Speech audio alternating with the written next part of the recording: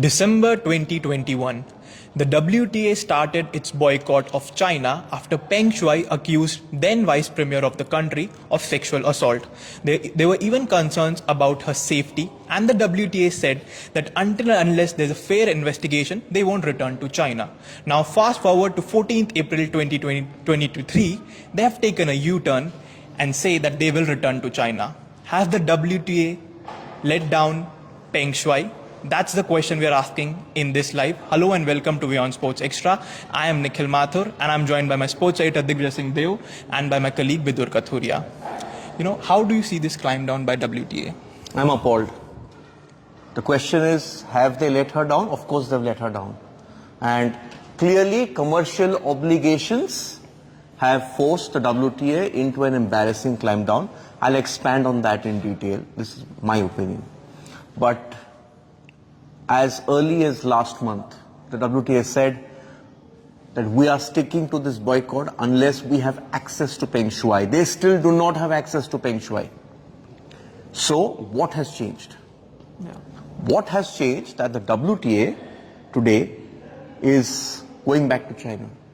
It's a slap in the face of the WTA. It's a slap in the face of every female tennis player who had come out in support of Peng Shuai. These were allegations of sexual harassment. The post was deleted 30 minutes later. Peng Shuai has been seen in public very rarely after that, including a very high-profile appearance at the Winter Olympics, but that too was stage-managed. Quite clearly was stage-managed. So that answered the question, where is Peng Shuai? And that's what the International Olympic Committee said, that we now know where Peng Shuai is. So if that was the question, then that's when the WTA should have said, okay, she's safe, let's move on.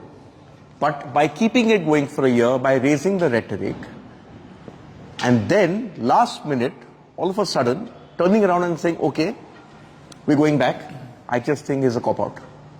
I just want to make a couple of points here. Firstly, Peng Shuai, obviously, under duress, quite clearly, she withdrew those allegations a few days later. She said it was a major misunderstanding. Now, obviously, all of us can know what exactly that means. Secondly, the WTA at the time, they were the only major international body who took a very strong stance on this. And the reason why, as Digvijay said, he is appalled, is because they were the only international body to take that stand, and they were actually praised for the stance that they took, because it was seen as a measure where they did not care about the amount of money that they would lose, because as we know now, as we knew then as well, that there were so many tournaments in China, which is big money for the WTA. And it was an organization, a sports organization, that was willing to take on China, the monster that is China, and the might of China and their government. So that is why this U-turn sort of just is a major shock for all of us, tennis fans. No, but overall, it takes courage to come out and, make those allegations against the government or, that... A senior member of the Communist Party. Yeah. But how do you see, will players be now scared? Because WTA backed Peng Shuai for a long time and now they have taken a U-turn. How do you see the overall effect on the tennis player of this move? Well, see, there are two angles to this. One is the financial angle. And let me expand on that, which I said I will.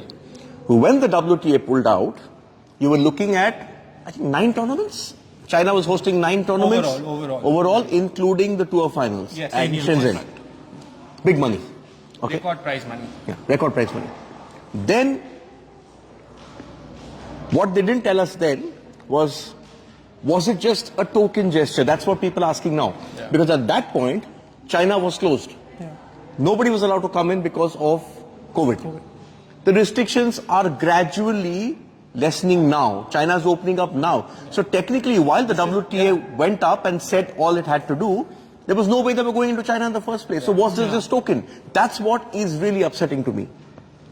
Today, the WTA is suffering major losses financially, scrambling to hold tournaments. Prize money is down. In the same period, the few financial results which are available on open source on the internet, shows that the ATP, despite COVID, has made a profit. Yeah, because they were not as dependent on China. On China.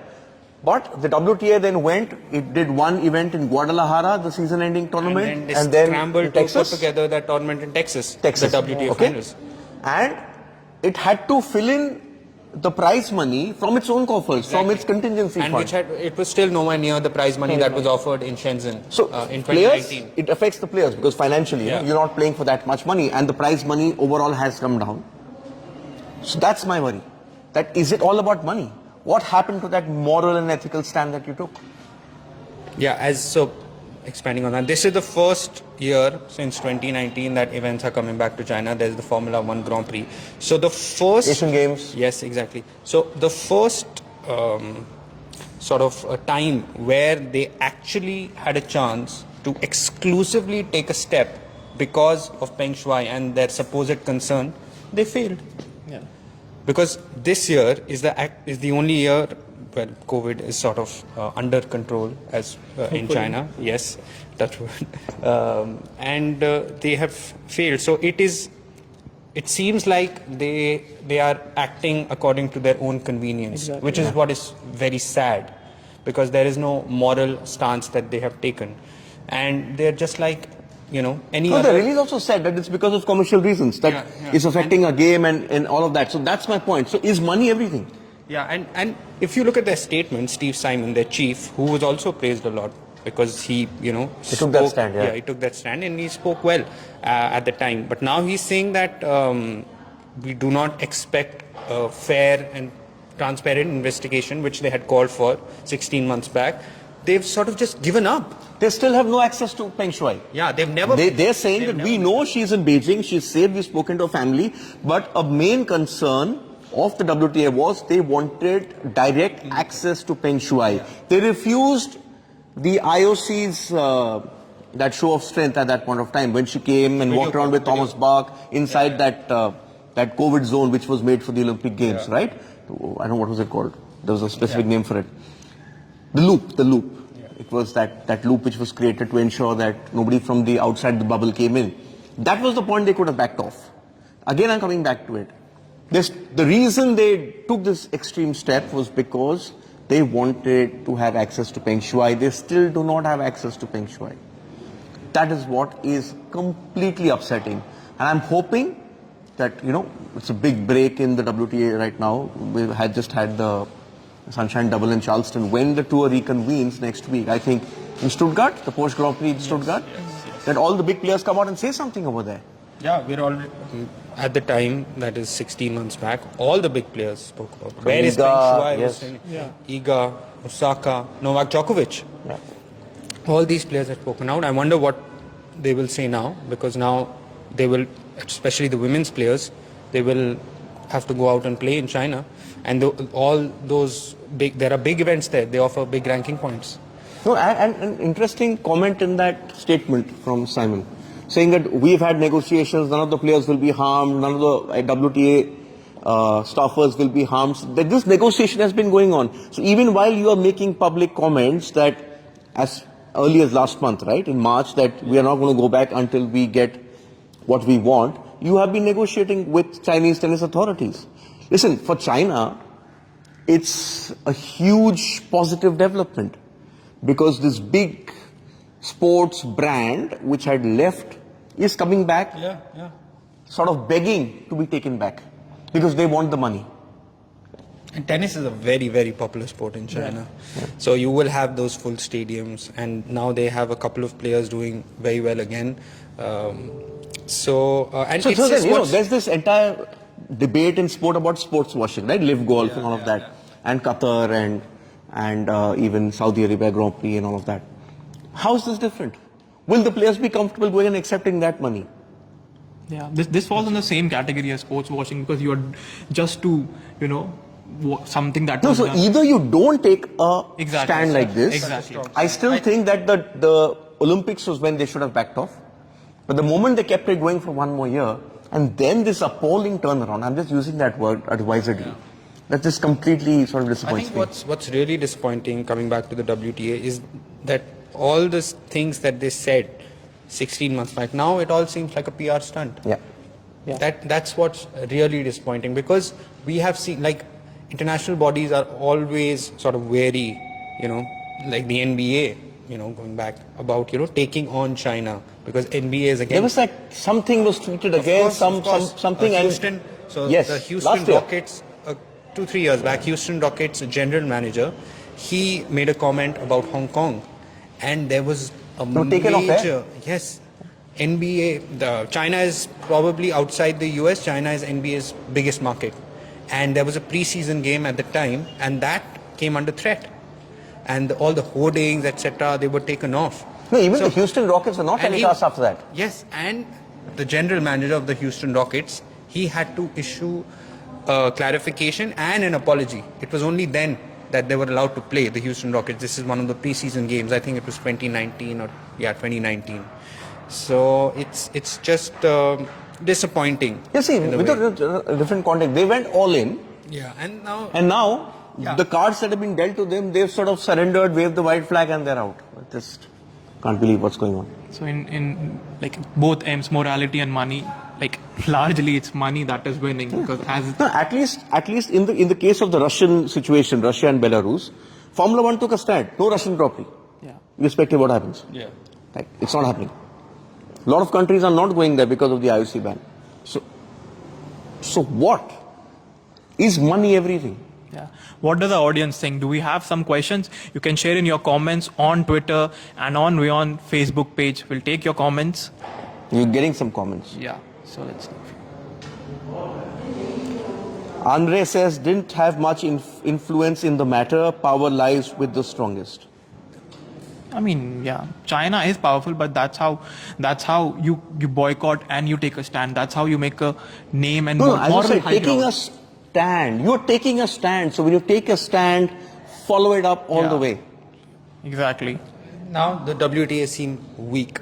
Yeah, it's very weak, and they are extremely inconsistent. I don't want to compare it, but there's similar situation in tennis coming to my mind as regards to the Wimbledon ban last year. Yeah. Amazing U-turn from the LTA. Why?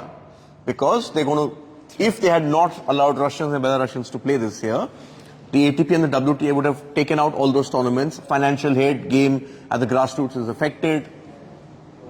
You still go and play Wimbledon. It's still a Grand Slam. It is still Djokovic's 22nd Grand Slam. But it doesn't matter.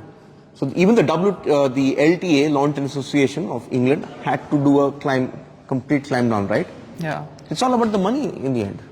Yeah, you can't take a moral high ground with conditions attached, or No conditions attached. Yeah. If you've gone all in, you stay to the course. Stay to the course. Yeah. Disappointing. Okay, this is a poll, and it says quite a lot. Yeah. Has the WTA failed Peng Shuai? 77% of you feel yes. Yes. And it says a lot. We aren't the only ones feeling outraged. Okay, what's up? 6:30. Well, Manchester United they blew a 2-goal lead at home against Sevilla, and this could be a major result. It could be a season-defining result, because they're going back to play in Sevilla, and that's a very imposing place. Very tough match. And they don't have Rashford, they don't have Lisandro Martinez. Lisandro Martinez is the real worry for them. Is injured. Bruno Fernandes is suspended. So it would be a big result if they go to Seville and get a win, but also like question marks over the rest of their season. They have a big game coming up against Tottenham. I think it's in a couple of weeks from now, and if they lose that, then their top 4 position is also under threat. And just about a month or 2 back, we were talking about how they are, the real Manchester United have returned, but still a long way to go. And if talking about returns, Novak Djokovic losing to Lorenzo Musetti. Who saw that coming? Perhaps Gakpo would say, I expected it to come, but looked rusty. And in another thriller, Medvedev beat Zverev after saving 2 match points. Yeah.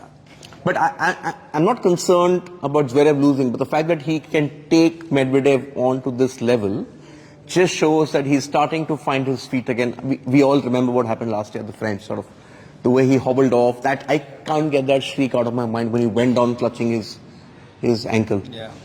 But the way he sort of fought on, things also turning around for him off court. He's sort of been exonerated in that other assault case as well, which is sort of hanging over him.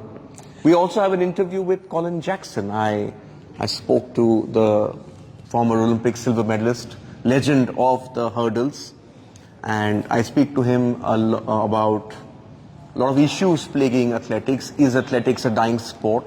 Does athletics need to sort of reinvent? And I also ask him about the possibility of an Olympic boycott. And at 7:10 p.m. IST, we'll have a special IPL show. We'll preview today's match, and do tune into our show at 6:30 p.m. IST.